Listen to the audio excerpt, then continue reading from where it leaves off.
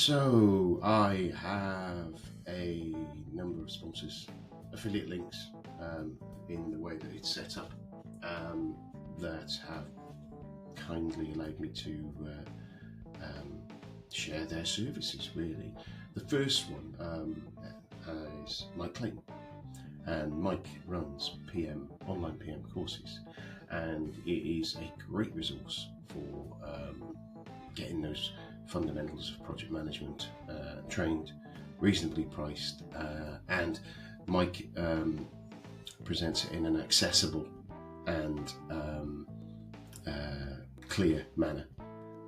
You can check out some of his videos on his YouTube channel and kind of give you a view of where they are. But the code for that, if you go to nigelcreaser.com/online PM courses, all one word, lowercase, that'll redirect you to it.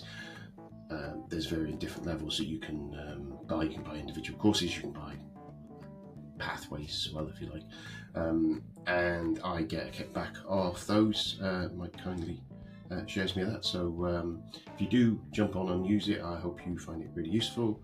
I think he has money back guarantees and things like that as well. So there's very limited risk on that. So jump on that, and that again, it's nigelcreaser.com/online PM courses, and enjoy.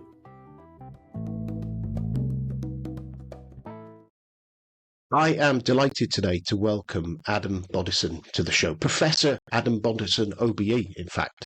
I think you're the first OBE on the show. You're not the first professor. Adam currently serves as Chief Executive of the Association for Project Management and the chartered membership for the project management profession. Throughout his career at APM, Adam has spearheaded initiatives aimed at advancing the project profession to the highest standards, ensuring it meets the evolving demands of a complex world, which I'm sure we'll get into. At the forefront of Adam's agenda is promoting the indispensable role of project management across diverse sectors.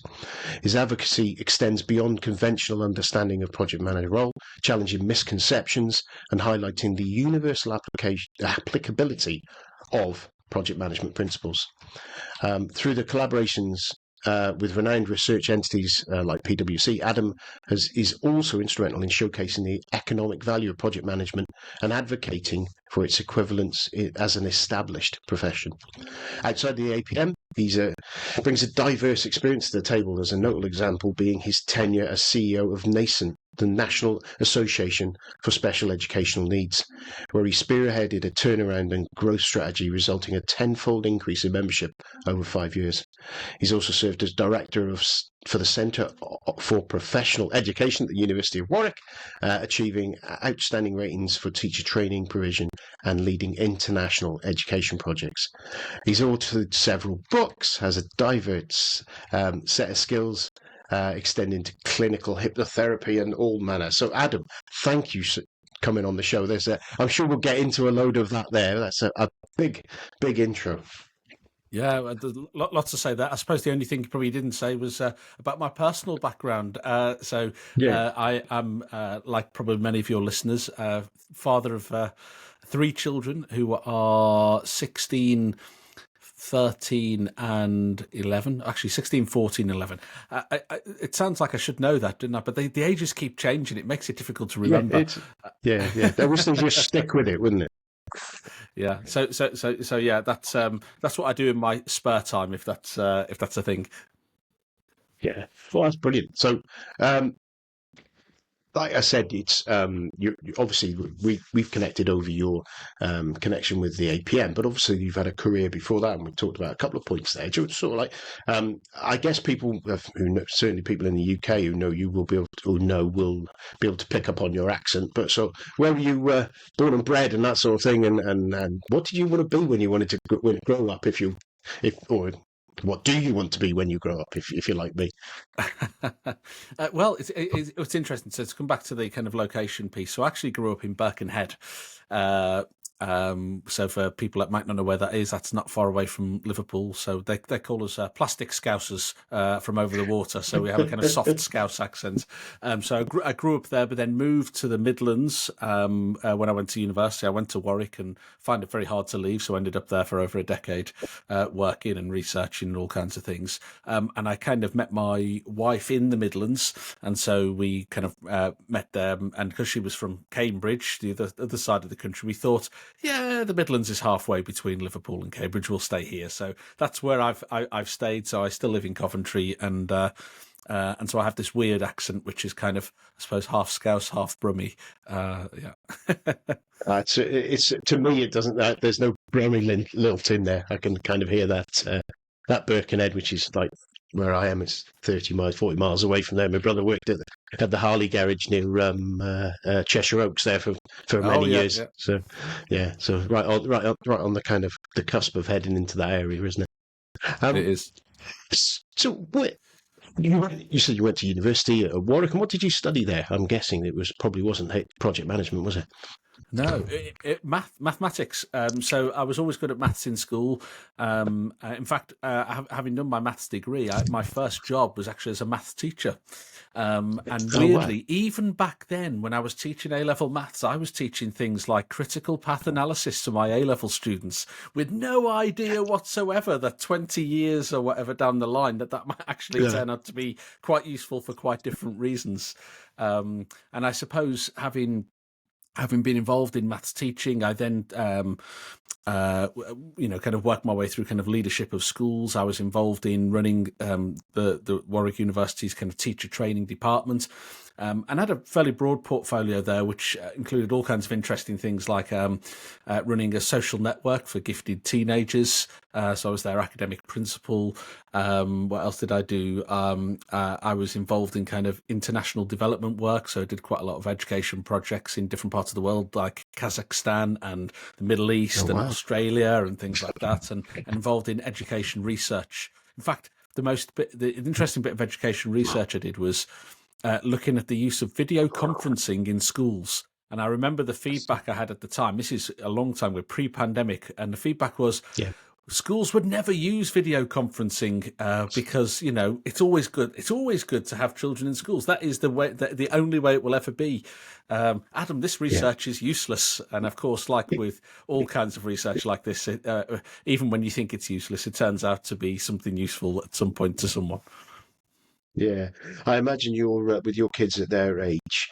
They'll be similar to my youngest, who's 13, who absolutely hates the idea of Teams and video conferencing, because when in the rare occasions in the UK we get a flurry of snow and we have a snow day, when we were growing up, we wouldn't be in school, whereas they are at home in school doing that. So it's kind of destroyed that concept of a snow day that we always used to have. Well, I thought that, but I mean, this week, for your listeners who may not know, this week it is lots of snow here, and there are schools closed up and down the country, and there are proper snow days happening. There's not online learning and I'll tell you why. It's because I think teachers like a snow day as much as the students. Everybody loves a snow day. I think it's like a rite of passage, right? Yeah. Well, it seemed. I think last year when it happened, it was kind of like, I think it wasn't too bad. So part of the school was open, but some of the teachers couldn't get in, so they only had a partial set. So her year and a year above her wasn't in, but they were doing remote learning because there was enough people to do the remote learning. It was just the physical side of it, and she felt really cheated that she didn't get that snow day. I think I should remember. Yeah, I don't blame her. Yeah, building snowmen, and the same with work though. That's the same scenario with work as well. You had that time back when, if it was really bad, you couldn't get into an office and the laptop didn't exist, or if it was only to the executives who were important enough to have one, and everyone else couldn't work, could they? So it is an interesting dynamic and change on that. And education that's the thing that I noticed actually from the stuff and looking at your background, because obviously when you took on leadership of APM, which I can't remember when it was, it's 4 or 5 years ago now. Only 3.5 years ago now. Seems like a long time. We've done a lot in that time. I think that's why.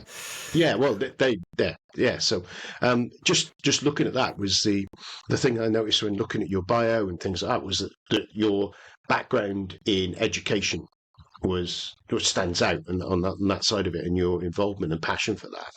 And I suppose it's interesting how you've gone from that very much the academic world, and I know that the APM is still kind of it's adjacent to that academia, but very much dealing with corporate demand and corporate needs in it. Well, what was it that made you take a jump? What was it made you change and pick up that role? Was it just out of curiosity really on that? Well, it was never the plan. I didn't kind of wake up 20 years and go, do you know what? I've got this 20-year plan to go and be the chief exec of APM. It didn't quite work like that. So it was opportunistic, really. But if I kind of describe the journey, so I talked about doing the teacher training and the university side of things. One of the interesting things about working in an academic institution that people outside of them probably are less aware of is, yes, they are teaching and learning and research institutions, but they're also, businesses in their own right, and they're quite complex businesses. And so the opportunities, if you're working somewhere like that, to kind of build up kind of commercial acumen and get that commercial experience is quite interesting in quite a range of different contexts. So that was my kind of first opportunity to build up some of my commercial knowledge, particularly in the international space that I talked about before. I then went to run my first professional body and charity, which you mentioned earlier on, NASEN, the National Association for Special Educational Needs. And that was a relatively small organisation. But I went in there as chief exec, and anyone who's worked in a small organisation will know this truth, which is that there is no fewer jobs to do when you're in a small organisation. There are just fewer people to do the jobs. Yeah. So although I was, nominally chief exec, it was quite hands-on. Everybody was doing a bit of everything, and that's a great grounding as well, because you then get to understand the full breadth and depth of many different parts of the organisation. And in the 6 years I was there, I became almost pigeonholed, I would say, as a kind of special needs specialist. I didn't describe myself as that, but other people did. And that was really nice of people to say that, but equally, I wanted to do more than special needs, and I wanted to do something broad. But because NASEN was also a membership association, it was also a kind of educational association, I thought, is there something that I can use that same experience of but go broad? And this is where APM came in. I thought, this is great because it's pan-sector, so I get that breadth that I'm looking for. It's a membership association like I've had before. At its heart, it's about qualifications and standards and learning and professional development and, evidence-based, policy development and so on. So a lot of my experience in very different areas came kind of quite naturally together in an unexpected way, I would say, but it's turned out to be quite helpful. And look, when I went for the job, I've no doubt that I was up against people who would have been, long-standing project professionals who know the role, and the profession inside out far better than I did. But I do think there is some inherent value with coming to a role like this without necessarily being too tied up with the politics of the profession and the kind of the institutional memory of the profession as well, because you can bring a fresh perspective to things. Yeah, I can. It's interesting because I've one of my hobbies is judo, and there's again, you see it with sports organisations where you will get a CEO coming in or MD or sort of thing that will come into those sports organisations who aren't necessarily elite athletes at that sport, but they bring. But the thing is being able to throw someone on a judo mat isn't the same as being able to ensure grant funding for your sport, and those skills aren't. Now, doesn't mean those people can't have the same skills, and you have the people on the ground in that. You'd have an understanding of people who come from ground up, gone through elite level. That's great, but that commercial side of it, that ability to look at team management and things like that, there are different sets of skills, aren't they? And I suppose it is that thing of. We see a lot of time, and you'll have seen it, and we've all been taught there's training out there when you've got someone who's a really talented contributor in a role that gets moved into a management role, and then they struggle because they haven't been given the backup, the training, or the understanding, or the experience to do that management role. I imagine in these situations, again, running these sort of things where you've got specialist architects or specialist engineers or, as you say, specialist project managers that won't necessarily they can get those skills, but they won't necessarily naturally have those skills to run an organisation. Yeah, I think that's right. And the thing is, I've never claimed that I'm a project professional, or in my last job that I was a special needs expert. No. In fact, my pitch when I went for the interview was quite the opposite. It was almost, look, you've got thousands of project professionals at your fingertips. Is that what you need to run this organisation? And in my view, it wasn't necessarily what they needed. It's part of what they need, but it's not the only thing. And it's that combination of expertise that I think really helps to scale an organisation and to move it forwards. Yeah, that's brilliant. Yeah, I can see that. So let's talk about that. And I suppose, and I pre-warned you a little bit some of my awkward questions that I was going to ask you. Sort of, and I imagine that you've kind of thought about one of your key things across any kind of education is, especially when you've got, I think there's a perception of going through qualifications through that you have to have. That's one thing. Qualifications through a university where the expectations societal wise is go to university, get your degree, and then move on to those when you've got those sort of career progressions. When you've got something like APM or any other those sort of certifications where it's not mandated, so you haven't got to have it to do the job, it costs money, and to an individual it costs money that it's quite difficult to see a direct correlation of the value, unless someone's saying we only want a person with this certain qualification. And then organisationally as well, whilst training your people is good, there's again getting that certification. There'll be organisations out there that have got their own certification or that. And I know I have my own views. I'm kind of devil advocate here, but yeah, it's kind of is that a challenge you get back, or is it something that you consciously think about? And I guess there's several different stakeholder groups that you have to talk to about in different ways. How do you see that? What is the reason for having the APM certification, for example, for a project manager out there? Yeah, it's a really good question. It's not simple.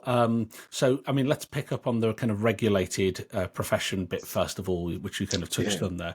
There was long been a debate, I think, about whether the project profession should be regulated or not. I actually think, irrespective of what your answer is to that question, I actually don't think it's possible to regulate it because it's so complex. I'm deliberately using project profession there rather than project management profession because the range of different specialist roles that you have, some of which don't even have the word project or program in the job title. I think it would just be really, really difficult to regulate in the way that we might regulate, I don't know, medicine or law or finance or pharmaceuticals or construction or whatever. It would just be too difficult, and there'd be so many ways around it that it would be pointless anyway. But to be honest, by definition, the profession is semi-regulated because it's pan-sector. And so some of those project professionals will be working in regulated sectors where there is an expectation. So I think, there's a kind of semi-regulated environment anyway. To then think about, so what is the value? Why? I think really what you're asking me is why should anybody bother? It's going to cost them money. It's probably a lot of effort and so on. Time, money, effort, Now, some of it is around it's the kind of the expectation, and we are seeing that increasingly. So if I take government and public sector as an example, if you want to be an SRO, senior responsible owner for a project in government, then there is a requirement now that you have to be either chartered or a fellow of the APM. So that in itself starts to drive standards. Now you might say, well, why is government doing that? They're doing that because they're talking about projects which are spending a lot of public money, and they want to make sure that public money is spent well. It's not about questioning anybody's kind of previous experience or their degrees or anything else. But the truth is, whether it's a degree, whether it's any other qualification, there is a difference between a qualification and a standard, and chartership as a standard. Now, let me just unpack the difference because it's in some ways quite subtle, this difference. A qualification is something that, it teaches you knowledge and skills, and once you've got it, you've got it. Nobody can take that away from you. Once you've got your degree, it's yours, right? Nobody can come back to you 10 years later and say, actually, we don't think you deserve that degree anymore. Only in a very small number of circumstances, but generally they wouldn't do that, right? A standard is something different. You have to maintain that standard, and you have to demonstrate continually that you are still at that standard, that you are still sufficiently competent to actually practice in that role. And that's what chartership is about. It's about, first of all, demonstrating that you're at that standard. And by the way, that those qualifications and experiences that you've had, they can be used as part of the evidence base to demonstrate that. But that alone is not enough. There's a professional practice element of it. So prove that you've already got a good track record of doing it. Prove that you have the technical knowledge as well, and then prove that you're kind of keeping on top of that and you are still current, because the reality is the profession moves. And that's the thing that I think individuals should buy into. They want to be able to demonstrate to prospective employers, and employers in turn want to demonstrate to prospective clients that they are at the required standard or beyond the required standard. They are competent, they are able to deliver the things that they're saying they're going to deliver, and that they are there with the latest thinking of the profession. And that's where the real value comes in. It's about that license to practice. It's about demonstrating that they're at the standard. That's a really useful way to look at it. It's that, I suppose that it's, and I've been guilty of this myself. Sometimes I try to, I've got my PMP and I've keep that continuing education, which you need to keep that in place. And so it kind of become a bit of a default to think about that. The organisation I'm in is very forward thinking and giving training. I'm very much, there's a bunch of books behind me there that I grab and read, and actually having an hour with people like yourself and many others on the podcast I see as part of that, keeping up with it and being able to do it. It's a really useful way of doing it. Sometimes you can get down there and you get your head down into the ground and you're just thinking, right, I just get on and do it. I know how to manage a project, I can do a Gantt chart, I can do a critical path. My risk log, I've got the same risk log I've been using for 40 years. It's really difficult sometimes to be able to lift your head up and see the value of doing some more training in something new. But then that point where you said, if you've got that chartership or you've got that PMP type thing, or any of the ones that have that continual revalidation, it by default, it makes you find out about those new things that you may not look for unless your organisation pushes you to. And I think it's really helpful from that perspective, from my view.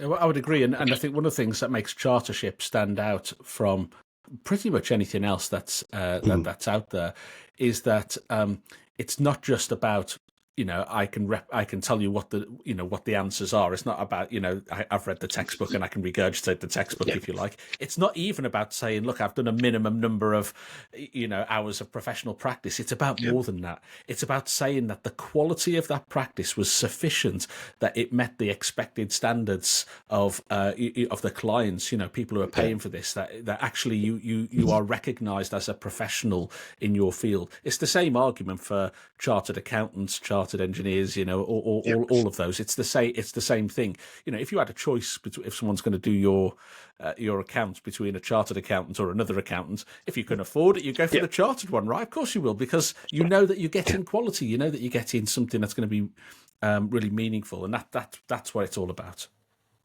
Yeah. That's really interesting. And it's a thing that I think is that continuing education. It's key. Obviously, doing this podcast, I believe in the education. I think everyone who's listening to it, if you pick up something like this, if you listen to any of the other 100 different project management podcasts, you're obviously keen on that learning and keen on keeping up to date what's going on. And I suppose, how do you, as an organisation, maintain that momentum to keep up? Because, and we'll talk a little bit about AI in a minute, but I'm trying to think how to do it. The way that we work now compared to the way we worked 5 years ago is almost chalk and cheese. It's ridiculous to think how different it was. The way I worked 5 years to 10 years before that, probably not as much different between those 10 years. You know what I mean? These 5 years, I think, have been transformational over that period. Now, it's interesting. I'm just coming up on 20 years joining the organisation I'm in now. And before that, I was running around the country with a laptop working for Oracle, doing consulting. I joined my current employer, and we were all using desktops. It was like desktops, and there was locked rooms, and it was an entirely sort of reminiscing a little bit, and just seeing that, it's like then there's some people got a laptop because, as I said before, they were executive enough. Then suddenly some people got a mobile phone because they were in.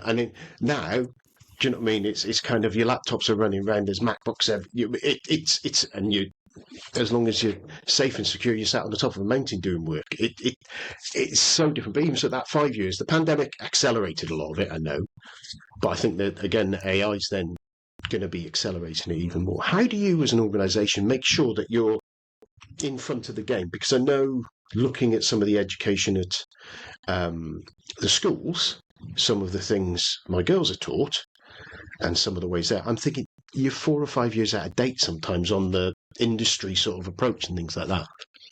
Yeah. So I think there's two aspects of what you're talking about. There's the how do we stay up to date in terms of ways of working, but then there's also how do you stay up to date in terms of just what's kind of current in terms of effective practice.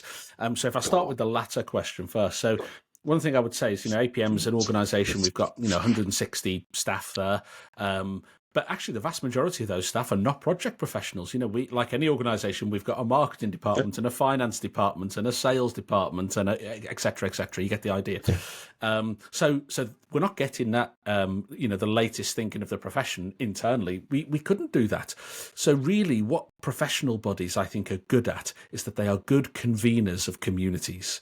And this is true of all professional bodies, I think. They rely on bringing people together, peer communities together, who are actually developing this new thinking, new ways of working, new practice, day in, day out, and are willing to share that in the wider interests of the profession. Now, they might not share it directly with their competitor for all kinds of reasons and commercial sensitivities. Yeah. But you know what? They will share it with their professional body because they have an interest in raising standards in a profession, because that's a rising tide lifts all ships type argument. And they get as much out of that as they put in. In fact, they probably get more out of it than what they put in, because there is kind of this, greater than the sum of its parts type argument that happens there. So I think that's on the content side of things, how we do. On the ways of working, I think one of my, personal kind of revelations, I suppose, having worked in this type of role for about 10 years now, is that there is no way that a professional body can replicate what's happening in the private sector and at a global level. It's just impossible. I mean, you said we'll talk about AI later, but I think it's kind of semi-relevant to this. If I was to say that APM was going to try and I don't know, create lots of new AI products for the project profession. One, we'd never be able to outpace the competitors. We just couldn't do it. We don't have the resource, the expertise, everything else. But two, is it even our job? I mean, ultimately, we're not a software development company. We're a professional body. It's not our job to do that, just as much as it wouldn't be our job to produce project management software of any other kind. What our job is, though, is to share what's out there, what's effective, what isn't, how that ties in with the kind of competencies, the knowledge, the skills frameworks that we've talked about, to actually share the kind of peer feedback of what's working, what's not, what's the kind of latest thought leadership in this space, and where things are working, actually put together frameworks that show people how to build those skills themselves and how to develop themselves and move their organizations forward to deliver projects better. Ultimately, it's all about how do we improve project success and how do we make more successful? How do we make more projects successful? And that's where our focus should be. So in a sense, to come back to your original question, how do we kind of keep ahead of it? I think it's our job to put the structures in place that allow everybody else to keep it ahead of it, rather than necessarily for APM as an organisation to be ahead of it. Frankly, professional bodies are really slow-moving organisations. The only ones I would say are slower are universities. Universities are really slow. You want to put a new course and it can take a long time to approve things. Professional bodies are quite slow as well, but that's one of their strengths. In a world of chaos where everything's changing all the time, professional bodies, as those slow-moving organisations that really take the time to think about something before they put it in their body of knowledge or their competence framework or their skills guides or whatever it is, that when you're picking that up, this is going to be tried and tested stuff, high quality, proven evidence-based things that you can pick up and use immediately. It's not something you've seen on a YouTube Shorts video that may or may not work. You can be absolutely confident. Yeah, it's interesting, that concept of where I look at it as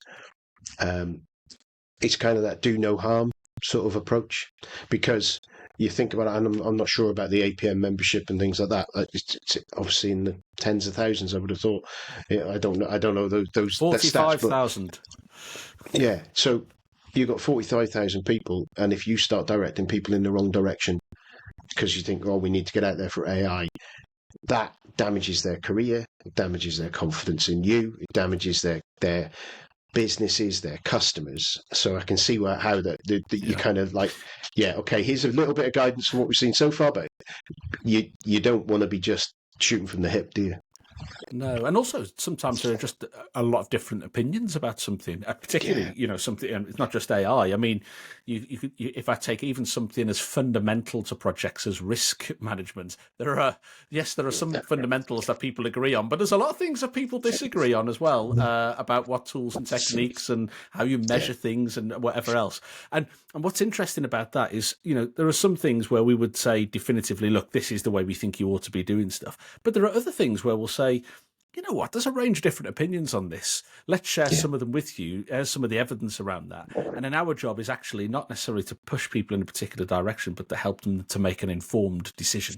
And that's okay as well. Yeah, I think the body of knowledge sort of concept is, and I kind of look at it, is a kind of, they're all best practice. They're not the only practice. You know what I mean? You can say, right, this is from the studies we've done, this is the best way of approaching this.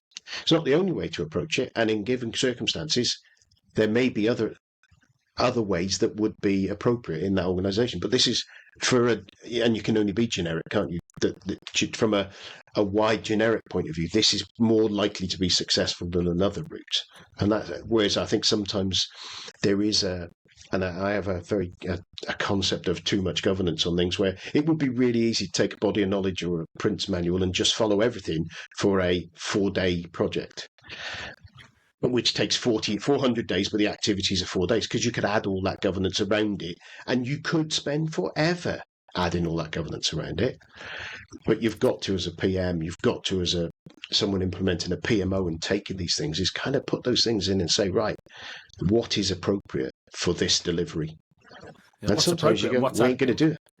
Yeah, what's appropriate and what's adding value? Because sometimes, I mean, if you take something like assurance, I suppose it would be easy to just assume that more assurance means better project outcomes. That's not necessarily true, right? I mean, there's countless examples, particularly in the public sector, right, where there's almost an expectation something's going wrong, we'll put more assurance in, more reviews, more accountability. And that it's actually the process of putting those things in slows projects down, slows the decision making down, which actually damages the project success rates and the outcomes and so on. So there are plenty of examples where greater assurance leads to worse project outcomes, which sounds counterintuitive, doesn't it? So there is a kind of optimum amount of assurance. I'm with you on that one. Yeah, it's difficult. I remember I was having a conversation not very long ago where I saw something was happening somewhere, and I said, I know what's going to happen here. What's going to happen is there's going to be an additional review board put in and an additional review step, which is going to reduce the amount of time available for someone to do the work, which will then, from my point of view, reduce the quality of what's being produced. And then what will probably happen after that is another review will go in, which will reduce the time, which will mean and you just end up all the way down to the bottom where you compress the actual doing. So it's just the quality reduces. And like you say, it's work. How the hell you work that out sometimes, I don't know. But sometimes I look at it going, it's address the issues rather than add more. Because for me, if you are getting continual quality problems where you need to add these extra review gates in, address it here at the beginning of the problem, not at the end when you're reviewing it. So it should be, there's an input problem, not an output problem. So looking at that then it's kind of, well, okay, step back a bit. The previous gate, is there something on that previous gate we weren't doing? that should be done to avoid us getting something at this next gate. And it's hard to do. Otherwise, people wouldn't pay us to do these jobs, would they? So, if it was simple, I'd agree with that.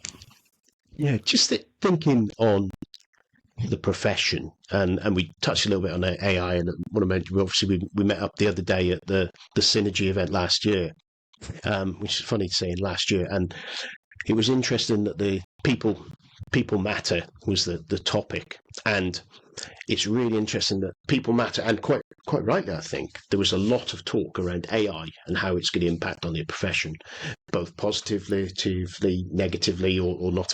Just there's that whole mishmash of where we are at the moment, because we're so early. It feels like it's mature, but it's so early in what we're going to do. What are your thoughts about the project manager in 5 years' time? As I say, things have moved to 5. What do you see as being the project manager? How have we changed, or will we have changed? And what do we need to get ourselves ready for? Maybe it's 10-year horizon or whatever. Yeah, so I think there's again a couple of ways of looking at this. So there's about what's going to change for the individual, but then there's also what's going to change in terms of the roles that we will have in the profession. What types of roles will we have, and how will that be different to now? And I think if I start with the types of roles, let's imagine a world where some of the more process aspects of jobs are kind of done by AI. So you might, I don't know, something like schedule management. That seems something which is quite processy, probably would be relatively straightforward to automate and optimize using kind of AI technology, even that's available now. Okay, so let's say we do that. So what does that mean? So at the individual level, it means that the roles are going to be even more focused on getting good people, because there's no process to hide behind anymore. So all those people things around leadership and conflict resolution and managing teams and all of that type of stuff, that's going to become even more important, weirdly, in this world where all the process stuff's taken away, because that's what's left, right? Yeah. so that, which again sounds slightly counterintuitive, but it's true. And then when you look at the kind of the profession side of things, if you've got all of this stuff that's automated, how do you know it's been done well? So someone looks at the schedule and says, right, has the AI spit out the schedule, here it is. Okay, how do you know if it's done a good job? Especially if you've got no one with schedule management expertise anymore, because it's not required and it might not be in the frameworks and so on anymore. Yeah. You're going to need somebody to do some level of assurance to make sure that what it's doing is any good.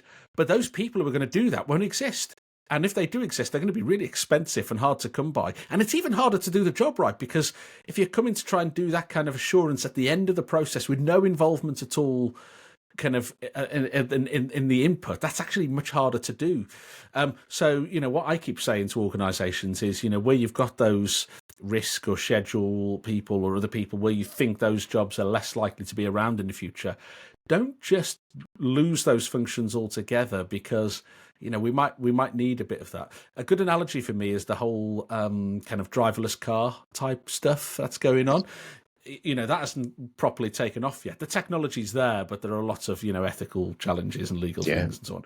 But when that starts, when people first start having driverless vehicles, there's going to be this period of time where people don't really fully trust it yet.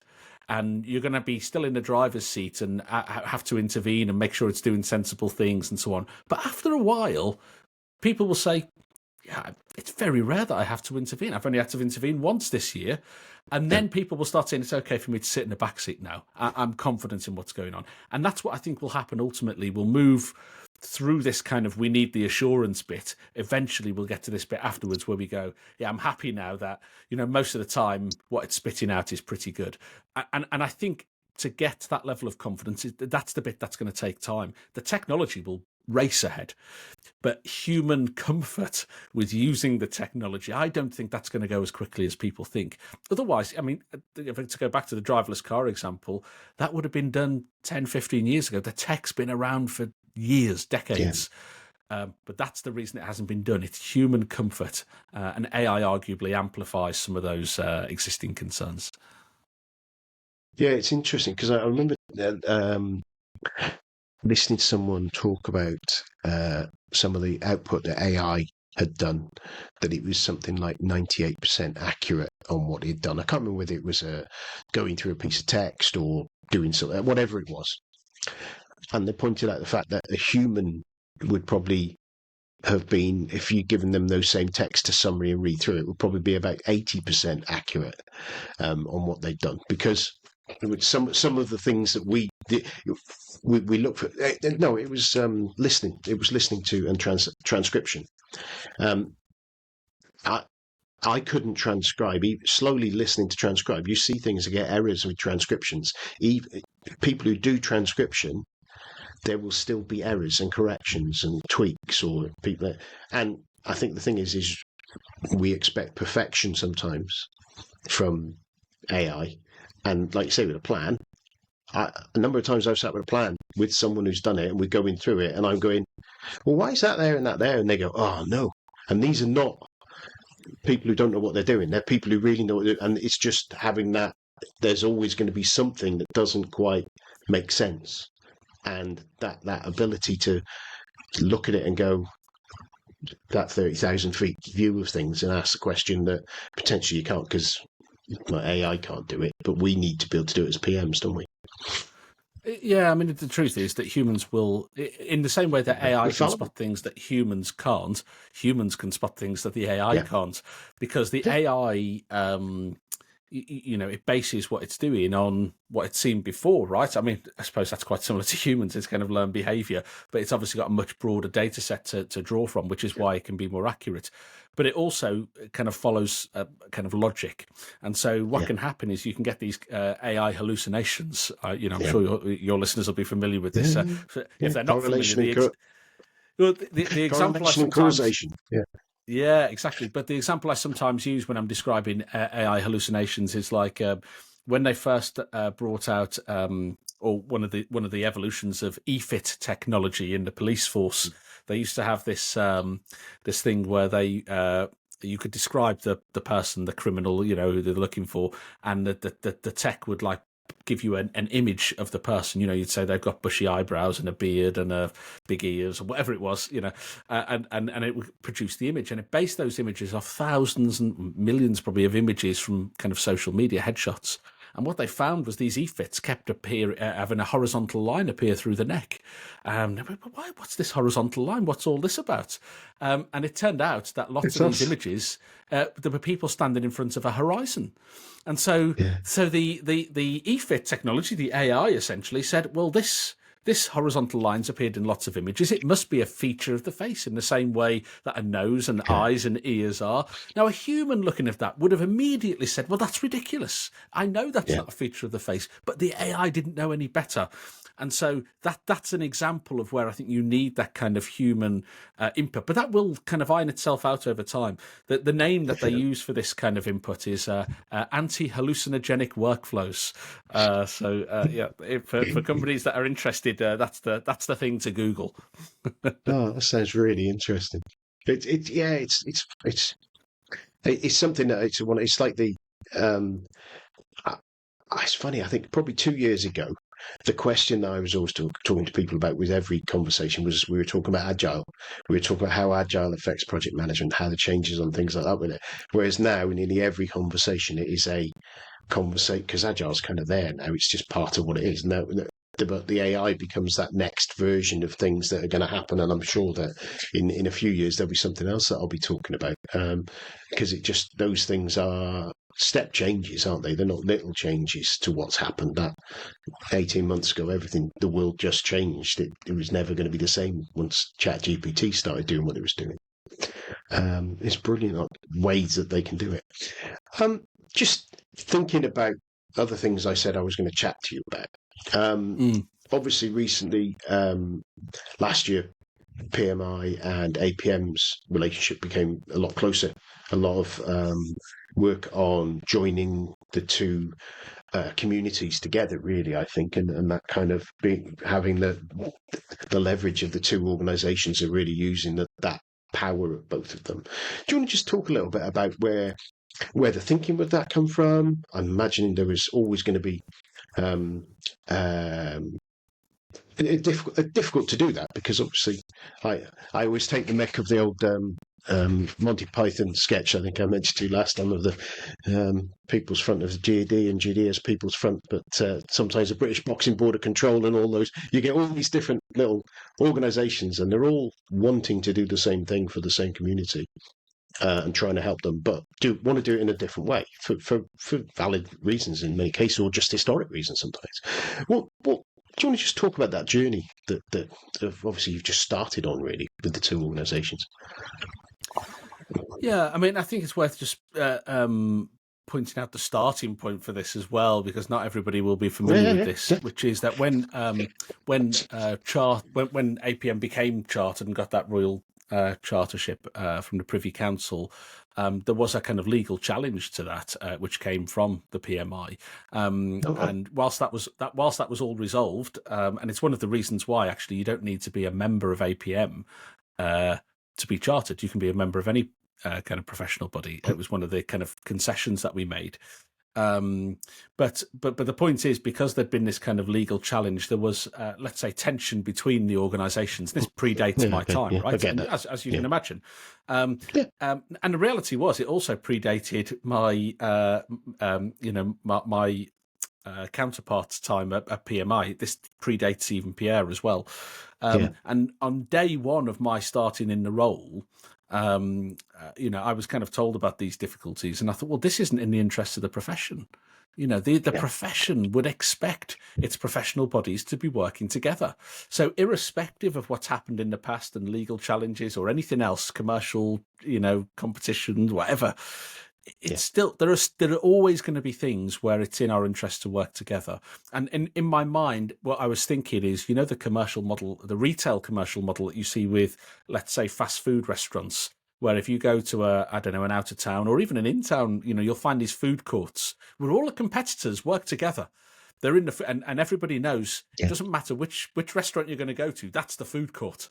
In my mind, that was the kind of principle I had, which was, look, we don't have to.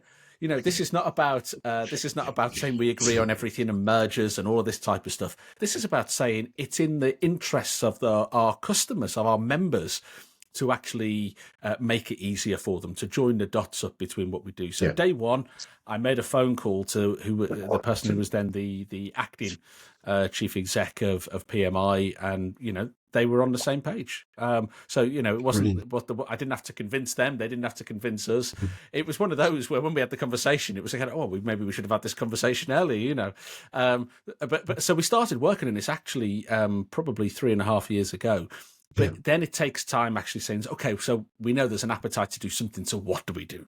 Where do we kind of focus our efforts? And obviously, PMI appointed a new, new chief exec and president and so on. So that takes a bit of relationship building as well. But ultimately, we decided that one of the areas where we could really make a difference is that obviously PMI have their PMP qualification, APM has its PMQ qualification.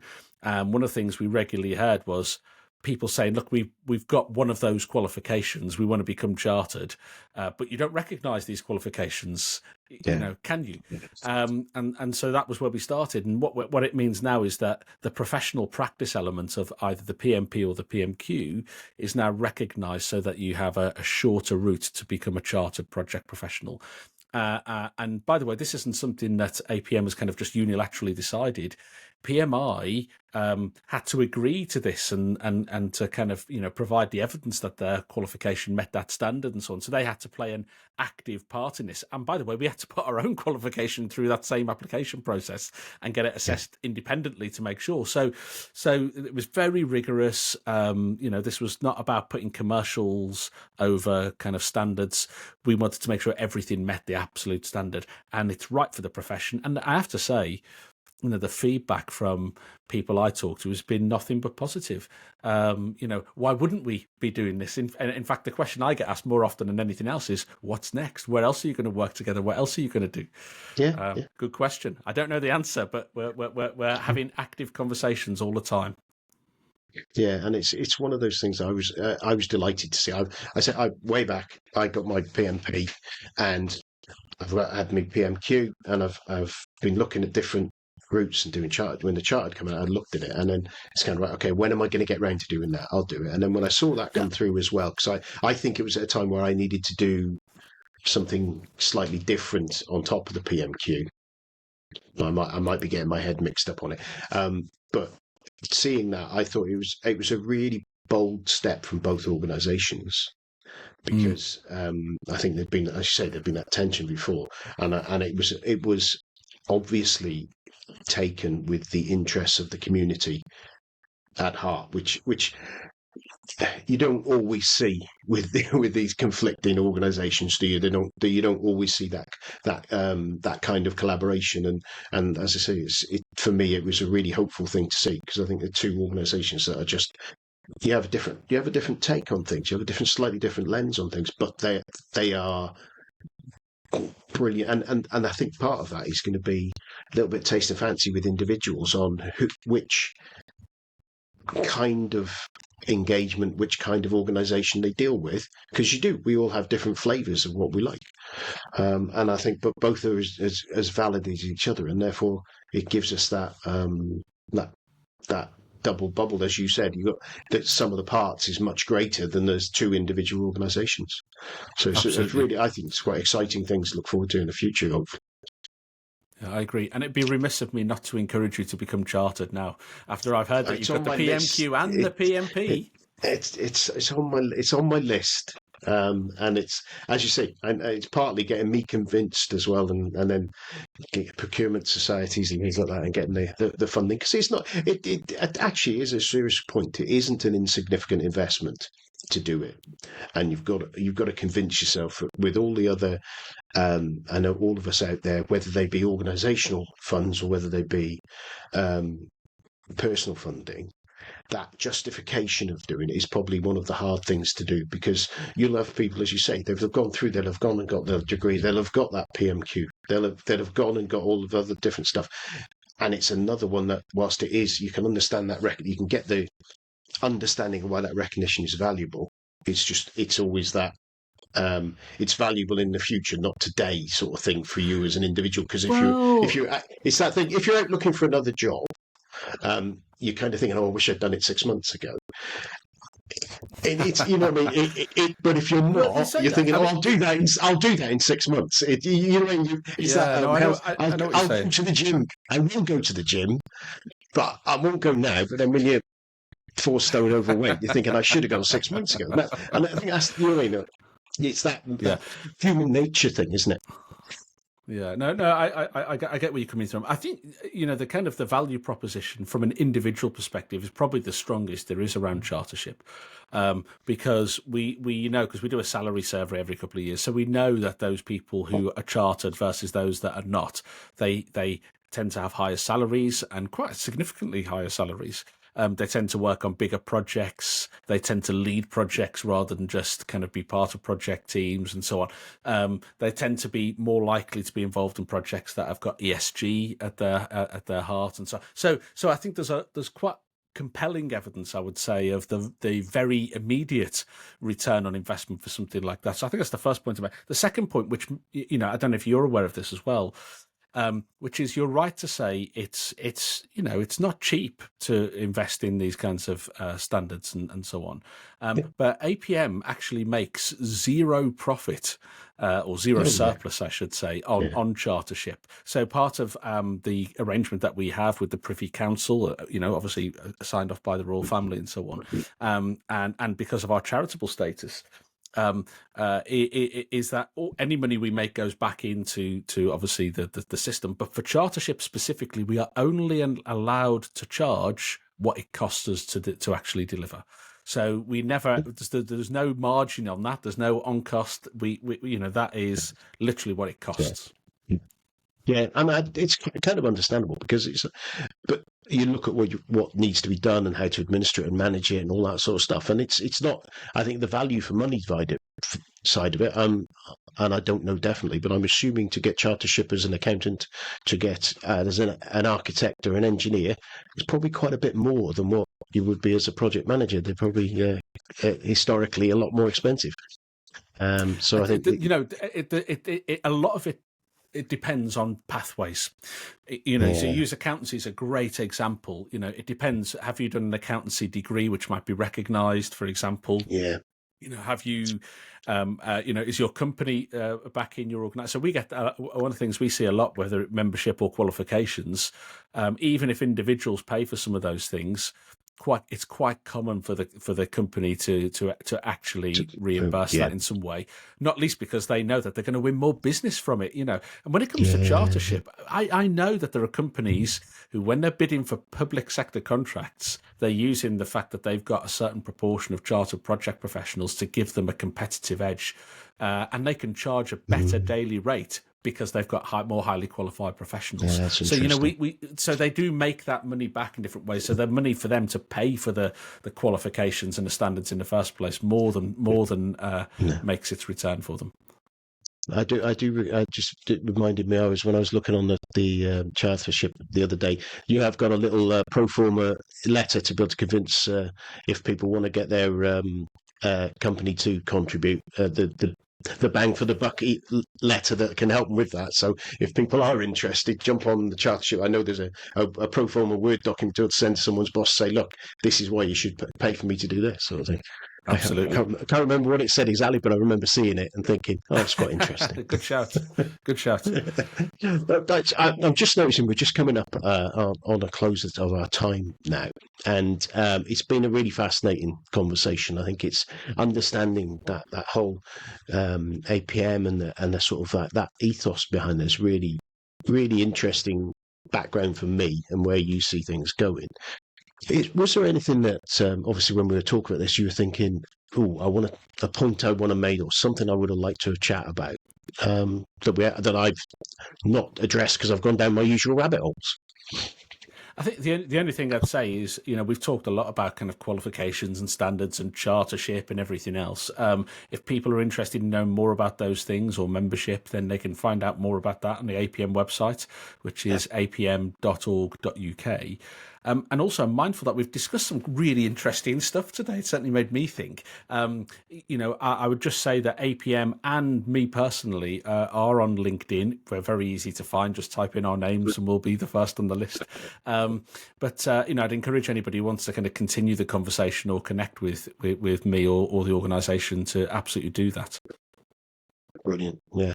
And just another one that there was thinking that actually I took us down this route, and I know that one of your key things there is, whilst that the qualifications are there, it's that community and those events and that general uplifting of education. And as part of that membership, I know there's great deal of events that are run all around the country and remote events that are kind of free when you've joined and stuff. And there's the corporate membership as well that I've seen that I know organisations have got that, again, is not ridiculous.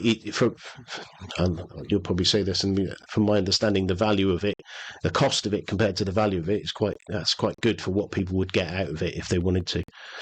So if you've got an organisation, if anyone listening, anyone who's listening, yeah, exactly. Anyone who is listening who's got a corporate organisation, they've got a team of project managers, it's probably worth having a look at that and seeing what value they can grab from that. Brilliant. Well, as you said, contact details for you, LinkedIn. I know that's how I stalked you and eventually met you at the event. So, and the APM, I'll put all them links in the show notes, etc., so people can get hold of them. Finally, just thank you very much for coming on the show. Really interesting conversations. Made me think a bit more. I'll probably pull my finger out on the chartership this year. I look forward to receiving your application. Yeah, I'll get there. It's just sitting there and doing it as well. Brilliant, Adam. You have a wonderful rest of your evening. Thank you for giving me so much time. You too. All the best. Take care. Cheers, mate. In project management, we face a common problem. The plan differs from reality. It leads to undesirable consequences, such as failure to deliver a project on time, financial loss, loss of customer and management trust, and many others. Why does it happen? The reasons may be different, but the most common among them are mistakes during the planning phase, uncoordinated teamwork, lack of information on the project progress. In Gantt Pro, we have thought through all the details to minimize these risks, both at the planning and implementation phases.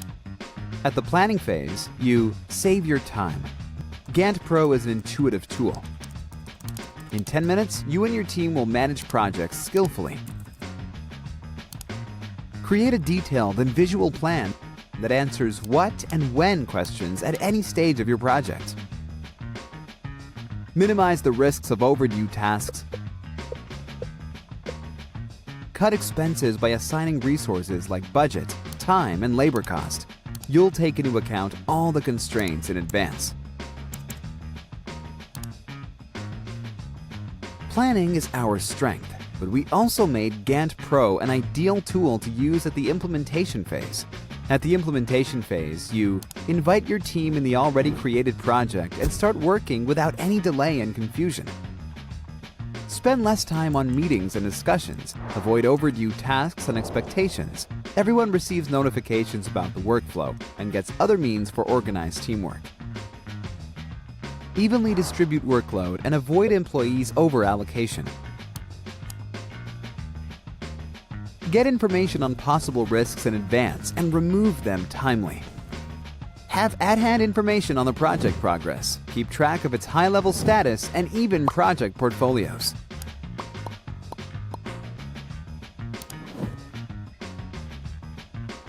Also, Gantt Pro gives a possibility to share your project with customers and clients at any stage, both for pre-sale and demonstration of the current state. Export reports to popular formats, keep documentation and communication around tasks in real time.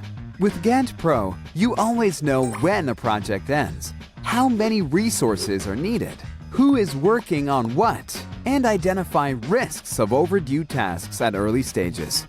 Plan with Gantt Pro, professionally and easily. Well, it's goodbye from me, Nigel Creaser, and it's goodbye from him, the Sunday Lunch PM. Goodbye.